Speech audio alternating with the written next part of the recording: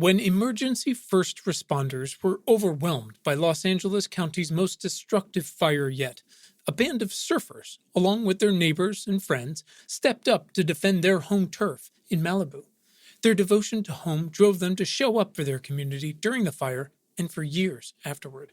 And now, a model they call the Community Brigade program could change everything, leading to more lives and more homes saved during the increasing wildfires across not just California, but the world. Join reporter Adriana Cargill from KCRW, NPR's All Things Considered, Crooked Media, and more, as she investigates a wildfire story that is not depressing, but is, in fact, a clear hope for the future.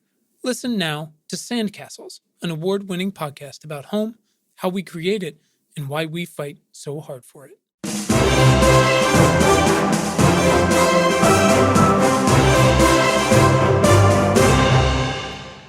Hey everybody, welcome back to Important Not Important. I hope you're all safe and sound out there. I am Quinn Emmett. My name is Quinn Emmett, whatever you want to do. This is the latest in our Do Better Better series of essays, crafted to help you think more clearly about the future today. If you are new to our community, welcome. These essays complement the audio version of our weekly newsletter that drops on Fridays, and of course our critically acclaimed conversations with diverse interdisciplinary humans all working on the front lines of the future. We are grateful to have you as part of our community, working alongside us on the world's biggest problems and opportunities, and there is a lot of both out there. Two quick reminders: you can get these essays, our newsletter, and more right in your inbox at importantnotimportant.com. You can also send us feedback at questions@importantnotimportant.com. Just record a voice memo and you can shoot that over to us and maybe we'll use it in a future episode. Okay, for today, this is Do Better Better number 11, One Trick to Get to the Bottom of Every Problem. Originally published December 7th, 2020. Recently, we talked a bit about employing first principles thinking in dissecting a problem. Our world is endlessly complex.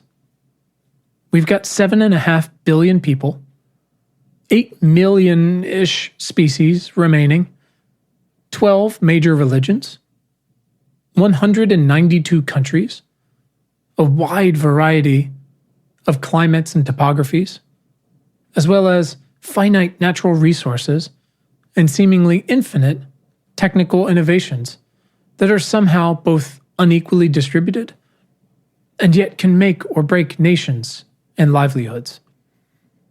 So we're going to have problems. That's life. That's Earth. But some of our problems, like the climate crisis, need to be solved ASAP. If we want to build a radically new world, a helpful approach supersedes the most common question of, how do we fix X? I prefer starting with, why the hell is X this way at all?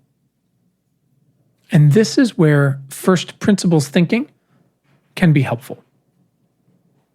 Here's a quick excerpt if you missed our newsletter when we got into this, or if first principles thinking is new to you. The entire point of utilizing first principles thinking is to clarify problems by taking them apart as far as you can go. To separate any and all underlying facts from any assumptions based on them.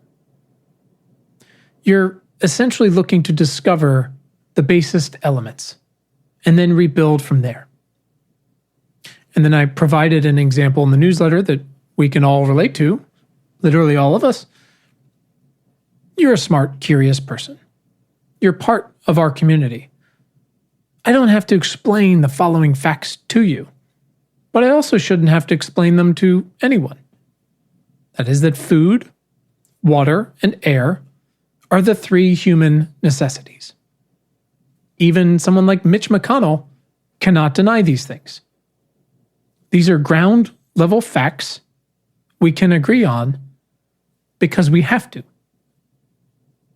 And yet, these items are increasingly difficult to access. Why? Well, it's complicated. Let's find out. Now, it's important to note this particular problem, the inaccessibility of clean food, water, and air, does not have to exist. Then why the hell does it exist? Because it's always been this way. Okay, why? Because resources cost money. Okay, why? Because you need labor and infrastructure to process them. And only governments and corporations can afford to do so. And they need to be compensated for their costs, and in the case of business, to profit. Okay, why? Because successful businesses require growth. And now we can keep going with this. Why do businesses need to profit from these resources specifically? They don't need to. They choose to. Why? Because they are simultaneously scarce and essential for survival and thus valuable? Because they are, to a person with little capital, otherwise finite resources? Why? Are we required to charge for them because they are so limited? Why? If a government makes subsidies available to businesses or people for the extraction and processing of such resources as, say, fossil fuels, could they also, or instead, subsidize and guarantee clean air, food, and water? Here's my new assumption based on what we now know. Rational humans can go back and forth on taxes, on capital punishment, on speed limits, on agricultural subsidies, on public transportation budgets, on international corporate tax havens, on public money for private sports stadiums, so much more. But denying fellow humans clean air, water, and food is a human rights crime and should be treated as such every time. There are myriad ways to profit in a capitalistic society. Choosing to extract profits from these, when they are now in such short supply, is morally corrupt. And we've talked about identifying your personal 3 or 4 North Star values and making sure every choice you make with your time and your money lines up with those. The same set of standards can be utilized quite simply for elected officials and business leaders. Does your new policy violate anyone's access to clean air, water, and food? No? Great. Yes? Get the fuck out. Start again. But if you don't employ these sorts of standards, if we all don't, and if we don't make these standards inviolable, things will continue to be done the way they've always been done, and a radically better world will remain light years away. Because these are the building blocks for the whole goddamn project. It's actually nice to have such crystal clear elements in play. Oh, well, the human body cannot survive without these 3 things? Great.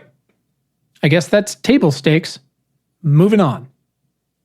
Do this every day. Stand in your child's tiny shoes for a moment and ask why over and over and over until you get to the bottom. Clarify your thinking by reducing problems down to the irreducible.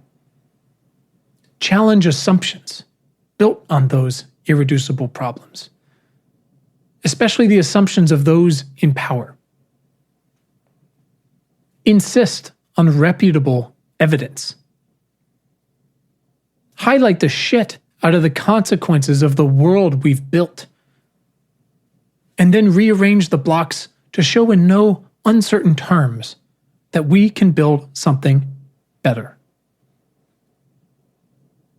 Our world is so fucked that an essential perspective to arm yourself with is things do not have to be this way.